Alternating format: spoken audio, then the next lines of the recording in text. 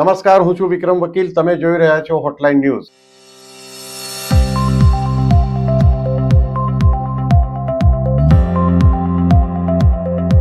રણવીર સિંહ, જે ધુરંધર super duper hit ફિલ્મના hero રહ્યા છે બંને ભાગના, એમને ફિલ્મ ઇન્ડસ્ટ્રીના એક યુનિયને એમને પ્રતિબંધ મૂક્યો છે, બેન મૂક્યો છે એમના પર. એમ કહેવાય છે કે એક ડોન 3 નામની ફિલ્મ બનાવતા હતા અને એમણે પાછળથી 2023માં સાઇન કરી હતી. 2026માં આ જ્યારે ધુરંધર સુપર ડુપર હિટ થઈ ત્યારે એમને થયું કે આ ફિલ્મ ફરીથી રિવાઇવ કરવું જોઈએ અને એને કારણે એમણે એપ્રોચ કર્યો. રણવીર સિંહ હાજર નહીં થયા, શૂટિંગ માટે ગયા નહીં અને એમાંથી વિવાદ વકર્યો.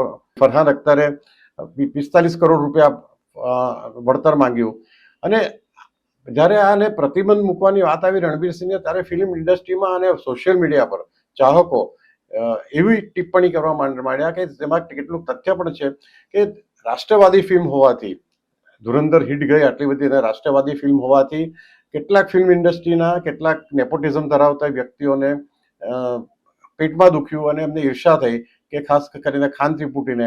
એટલે રણવીર સિંહને કોઈ પણ હિસાબે એમને એકડો કાઢવા માંગતા હતા. અને આપણે જાણીએ છીએ કે ફિલ્મ ઇન્ડસ્ટ્રીમાં પોલિટિક્સ વર્ષોથી ચાલે છે, આજથી નહીં, જ્યારથી ઇન્ડસ્ટ્રીની શરૂઆત થઈ ત્યારથી.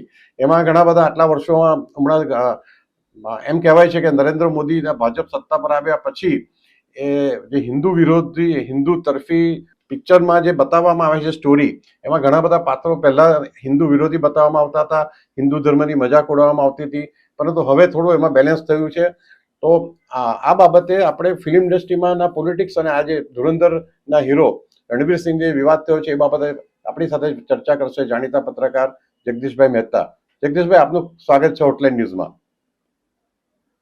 જગદીશભાઈ, આજે ફિલ્મ ઇન્ડસ્ટ્રીમાં હમણાં એક નવો વિવાદ થયો છે રણવીર સિંહને માંડીને, કે એને પ્રતિબંધ મૂકવામાં આવ્યો છે. એમના એક કારણ એવું આપવામાં આવ્યું છે કે એમણે ડોન 3 નામની ફિલ્મ પહેલા સાઇન કરીને હવે એમાં કામ કરવાનું ના પડાય છે. પણ કેટલાક નામાં કારણ બીજું દેખાય છે કે ધુરંધરની સફળતાને કારણે જે સ્યુડો સેક્યુલર ઇન્ડસ્ટ્રી હતી એમાં એક પ્રકારની ઈર્ષાનો ભાવ ઉત્પન્ન થયો છે, એટલે એને હેરાન કરવામાં આવે છે. કાશ્મીર ફાઇલ જ્યારથી ફિલ્મ આવ્યું, કાશ્મીર ફાઇલ, ત્યારથી બોલીવુડ 2 હિસ્સામાં બાંટાઈ ગયું છે, વહેંચાઈ ગયું છે. એક કહેવાતી રીતે હિન્દુ રાષ્ટ્રવાદી, 2 કહેવાતી રીતે સેક્યુલર અથવા ઉદારવાદી કે સમાજવાદી. હવે આમાંય મુશ્કેલ તમે જુઓ, હિન્દુ હોવું એટલે તમે સાંપ્રદાયિક, પણ તમે સેક્યુલરના નામે તુષ્ટિકરણ કરો ત્યાં સુધી વાંધો નહીં. તમે એટલે આ ટાઈપના લોકો. આપની જાણ ખાતર સર, બોલીવુડમાં એક વર્ષોથી ટ્રેન્ડ ચાલતો હતો કે વિલન હોય એનું નામ કનૈયાલાલ હોય અને જે ઈમાનદાર, પ્રમાણિક, ખુદાના બંદગી કરનારા હોય એ અબ્દુલ ચાચા જ હોય મોટા ભાગે. વાંધો કોઈને અબ્દુલ ચાચા હિન્દુસ્તાનમાં હતો જ નહીં. હિન્દુસ્તાનના લોકોએ ફિલ્મ જોયું હતું, રોટી કપડા મકાનથી માંડીને શોલે સુધીનું, બધા ફિલ્મમાં આ ટાઈપનું બધું આવ્યું તો કોઈને પ્રોબ્લેમ નતો. પણ પછી જયારે ખબર પડી કે આ બુદ્ધિપૂર્વકનું કાવતરું છે કે હિન્દુ લોકોને જ હંમેશા લાલચુ, વ્યાજખોર, વિલન, બદમાશ, ખરાબ, બદનિયતિ એવા લોકો હોય એ હિન્દુ બતાવે, બાકી બધા નેકી, ઈમાનદાર, ફરજ, વફાદારી વગેરે વગેરે તો એને મુસ્લિમ ધર્મ વાળા બતાવે. તો હિન્દુ લોકોને મુસ્લિમ લોકો પવિત્ર હોય નથી, વાંધો નતો, પણ પોતે હિન્દુ લોકોને અપમાનિત કરવામાં આવે એની અમે જાગૃતિ આવી ગઈ. અને એ જાગૃતિ ધીરે ધીરે ધીરે મેન્ટાલિટી આવતી હતી. કાશ્મીર ફાઇલ જે છે એને આખું ચિત્ર પલટાવી નાખ્યું આપની જાણ ખાતર. ત્યારથી આખું નજરિયા બદલી ગયો. લોકોને ખબર પડી વાસ્તવિકતાને છુપાવવામાં આવી રહી હતી અને નકારાત્મકતા જેને આપણે કહેવામાં આવે છે એ લોકોને ખોટી રીતે પ્રોજેક્ટ કરવામાં આવતા હતા. એટલે ત્યારથી જે બદલાણું એ ચિત્ર હવે પરાકાષ્ઠા ભણી જઈ રહ્યું છે અને અત્યારે તમે હું જેની ચર્ચા કરું તો રણવીર સિંહ સુધી પહોંચ્યું છે. હજી આગળ વધશે આપની જાણ ખાતર. કારણ કે એટલા લોકો, જો હું આપને કહું કે ઓલા ભટ્ટ સાહેબ જે છે ફિલ્મ નિર્માતા, એનાથી માંડીને સ્વરા ભાસ્કર સુધીને આખી JNU ને એ આખી એક આર્ટિસ્ટ જે છે એ બધા જ લોકો પોતાને સેક્યુલર ગણાવે છે. ઉદારવાદી પાછો, એનું ગુજરાતી ઉદારવાદી પાછું, તુષ્ટિકરણ નહીં. સેક્યુલર એટલે નહીતર તો તમામ ધર્મોને માનનારું, સમાન આદર આપનારું, એને સેક્યુલર કહેવાય. જી. સર્વધર્મ સમભાવ એ સેક્યુલર નું ગુજરાતી સાચું હોવું જોઈએ. પણ એ લોકો પોતાનું ઉદારવાદી એટલે એમ કે છે અભિવ્યક્તિની આઝાદી હોવી જોઈએ. એના બાના હેઠળ એ હિન્દુ અથવા હિન્દુ ધર્મ કે સંસ્કૃતિ એને હંમેશા એ લોકો ઊણી ઉતરતી બતાવે. હવે આપણે આવીએ આ કેસમાં. એ બે ફાટામાં જયારે બોલીવુડ અત્યારે ફંટાઈ ચૂક્યું છે, એમાં એનો નતીજો જે છે અત્યારે આપણી સામે આવ્યો છે, ડોન 3 નો તથાકથિત વિવાદ. કે એ ફરહાન અખ્તરે, એનું સંસ્થાનું નામ છે એક્સેલ એન્ટરટેનમેન્ટ, એ બેનર હેઠળ એને પિક્ચર બનાવવામાં ભાઈને સહી કરી હશે. અને પછી એને એમાં પ્રી પ્રોડક્શન, પછી લોકેશનનું બુકિંગ, વિદેશી જે કરવાનું હોય છે, ટ્રાવેલિંગ, આ છે તે છે, એ બધું અડધે પડધે પહોંચ્યું અથવા તો નથી તો 10-15 દિવસ વાર હતી. ત્યાં એમ કહેવાય છે કે રણવીર સિંહે એ ડોન 3 ફિલ્મ જે છે ડોન 3 એમ કે એમાં કામ નહીં કરવાનો નિર્ણય કર્યો. એટલે ફરહાન અખ્તરે એક ફરિયાદ કરી. ફરિયાદ કોને કરી? એ સંસ્થાનું નામ છે FWICE, એટલે કે federation of western Indian cine employees. આપણી ભાષામાં તો જેમ તમારે શ્રમ મજૂર હોય છે, મજૂર મહાજન, એમાં ફિલ્મના મજૂરોનું સંગઠન કાયદાની આપણી ભાષા. અને મુંબઈમાં ગુમાસ્તા યુનિયન હોય છે, ગુમાસ્તા યુનિયન. આ એની માસીન છોકરો લ્યો ને, આ ફિલ્મના કલાકારોનું, જેમાં લાઇટમેન હોય, સ્પોટ બોય હોય, ટેકનિશિયન્સ હોય, કલાકારો હોય, એ બધા એમાં જોઈન્ટ હોય સામાન્ય રીતે. તો એને ફરહાન અખ્તરે એને ફરિયાદ કરી કે ભાઈ રણવીર સિંહને અમે બુક કર્યા હતા ડોન 3 માટે, પણ હવે ધુરંધર ભયંકર હિટ ગઈ એટલે રણવીર સિંહ એમ કે છે કે સ્ક્રિપ્ટમાં થોડોક ફેરફાર કરો. હવે વાતનો અર્થ આવે છે જે કોઈ નથી કહેતો. સ્ક્રિપ્ટ એવું છે, ફરહાન અખ્તર જે છે એની પણ ડાબેરી વિચારધારાની શ્રેણીમાં ગણતરી થાય છે. એ પણ હિન્દુ રાષ્ટ્રવાદી કે એવું નહીં, પોતાને સેક્યુલર ગણાવે, પણ આપણી વિરુદ્ધ, એટલે આપણી દર્શન હિન્દુની વિરુદ્ધ, હિન્દુસ્તાનની વિરુદ્ધ, હિન્દુમાં પણ હિન્દુ સંસ્કૃતિની વિરુદ્ધ. એટલે રણવીર કપૂરે સંભવતઃ કીધું સ્ક્રિપ્ટમાં ફેરફાર, એટલે એમાં કદાચ મેં તમને કીધું રોટી કપડા ઓર મકાન ફિલ્મ જેને ન જોઈ હોય ગૂગલમાં સર્ચ કરી લેજો.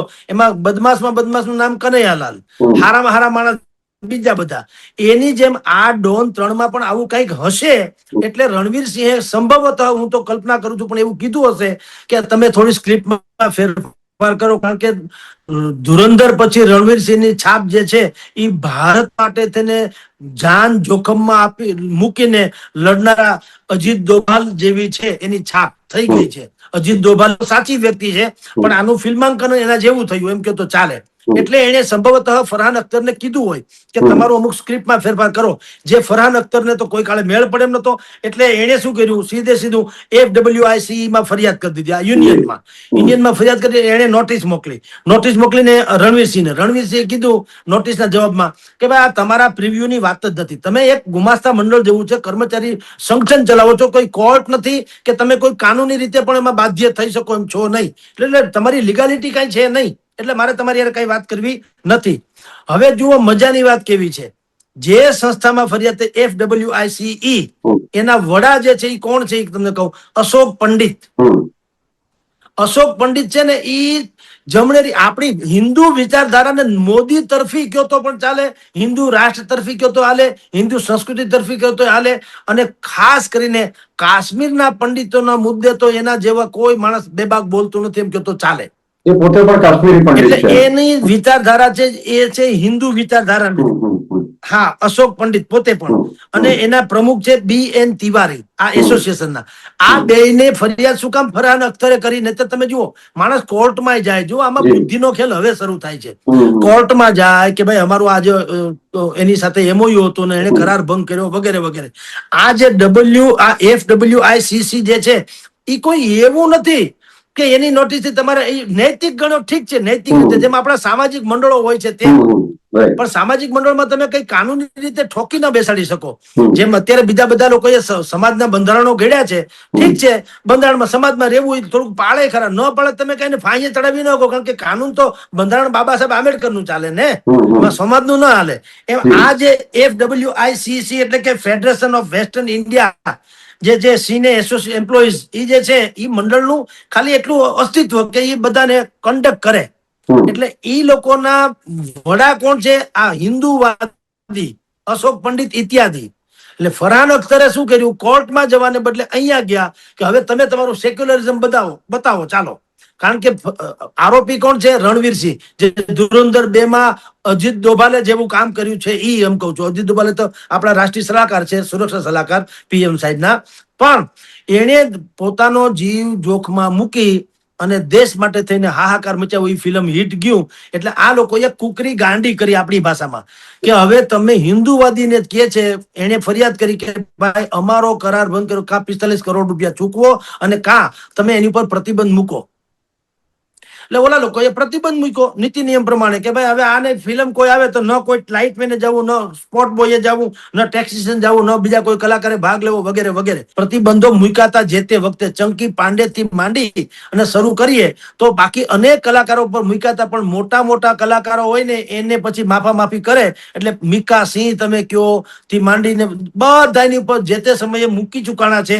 પણ એ બધાને તમારી જાણ ખાતર જો મિકાસી છે, દિલજીત દોસાંગ જે છે, પછી ગોહર ખાન જે છે, પછી બાકી ચંકી પાંડે છે, આ બધાને અલગ અલગ કારણોસર દરેકને આ સંસ્થાએ પ્રતિબંધ ભૂતકાળમાં મૂક્યો તો આજ સુધી કોઈનો પ્રતિબંધ રહ્યો એવું કઈ બન્યું નથી. એમાં શું થાય છે કે પાકિસ્તાન આ જે સંસ્થા જે છે, મેં તમને પેલા કીધું તેમ એ હિન્દુવાદી સંસ્થા છે, હિન્દુ તરફી સંસ્થા છે. એટલે દલજીત દોસાંજ 2025 એની સામે આ અભિનેતા પણ છે ને સિંગર પણ છે, એને પાકિસ્તાનની કલાકારો સાથે કામ કરવાની માગણી કરી હતી એક ફિલ્મમાં. તો એને ના પાડી આ લોકોએ, તો પણ સરદારજી 3 નામનું ફિલ્મ બનાવ્યું અને એમાં હાનિયા આમિર નામની પાકિસ્તાની એક્ટ્રેસને એને કાસ્ટ કરી. એટલે એની ઉપર જે તે સમયે પ્રતિબંધ મૂકવામાં આવ્યો અને બોર્ડર 2 નામની ફિલ્મમાંથી એને કાઢી મૂકવાની વાત આવી કે આમાંથી હટાવી દો. પછી પાછું સમાધાન થઈ ગયું અને ઘીના ઠામમાં ઘી પડી ગયું.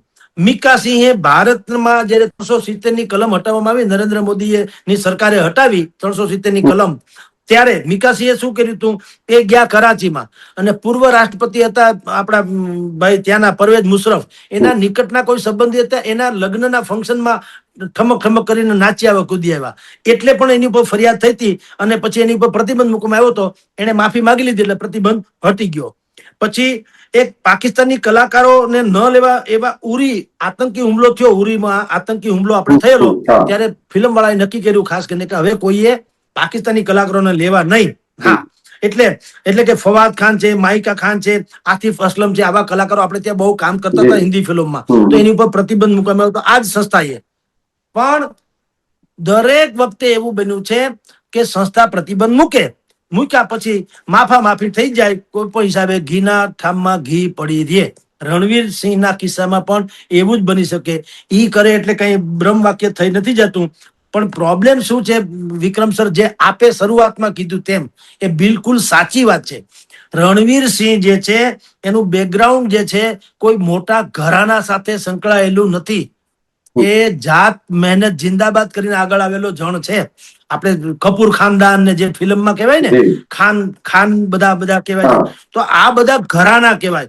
વર્ષોથી એમાં એ લોકો જામેલા હોય છે, એની મરજી વગર ઇધર ઉધર કુછ નહીં થઈ શકે એવું. હવે આ માણસ તો પોતે આત્મબળે જ અને પોતાની આવડત થકી જ આવેલો છે. એટલે એક તો ઈ પણ છે. એને હમણાં તમારી જાણ કે કાંતારા નામની ફિલ્મમાં એના એક પવિત્ર દેવી પરંપરાને કથિત નકલ કરેલી એવું કહેવાય છે ત્યાંનું. તો બિચારા કોર્ટ સમક્ષ ઈ ગયા, એને ત્યાં માફી માંગી લીધી, મંદિરે ગયા, ત્યાં જઈને નતમસ્તક હમણાં થઈ આવ્યા. એટલે એનામાં ઈ મોટપ છે કે ઈ કોઈ વસ્તુને નાનપ અનુભવે, ક્ષમા યાચના વગેરે કરવામાં. કારણ કે બેઝિકલી કલાકાર જીવ છે, કોઈ મોટા ઘરાનાનો આશ્રિત નથી. કોકનો છોકરો છે એટલે ઈ હીરો નથી, ઈ હીરો છે એટલે ઈ છે. પછી કોકનો છોકરો કે કોકનો જમાય કે કોકનો બેન કે ભાઈ એવું નથી. અને બીજું, એપ્રિલ મહિનામાં 2026 એપ્રિલ મહિનામાં ભાઈ રણવીર સિંહે નાગપુરમાં RSS કાર્યાલયની મુલાકાત લીધી હતી.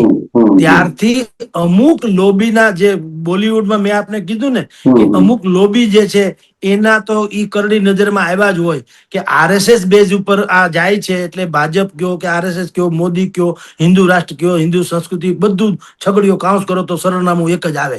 ત્યારથી આવું બધું થાય છે. એટલે કોઈ પણ ભોગે કેટલાક સેક્યુલરવાદીઓ, ડાબેરીઓ અથવા તો હિન્દુસ્તાનની સંસ્કૃતિના વિરોધીઓ, એ લોકો કોઈ પણ દૂધમાંથી પોરા કાઢી અને આવા લોકોને હંમેશા હેરાન કરવાની કોશિશ કરતા હોય છે. આ એનો નાદાર નમૂનો છે. જી સર.